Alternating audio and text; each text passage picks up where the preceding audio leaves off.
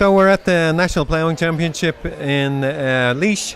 What we're doing is we're showing people different types of statistics. So if you look on the screen up here, what we have is the statistics for the area that we're in.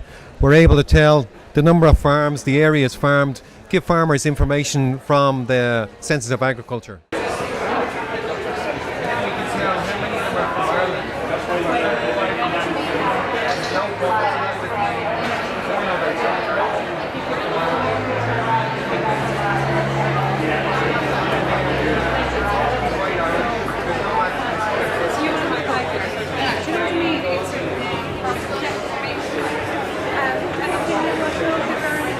So we're showing all the other data that's available as well. So you can see on the screen behind me we have the census of population small areas. So we're able to say no matter where you live in the country, the detailed statistics for that area.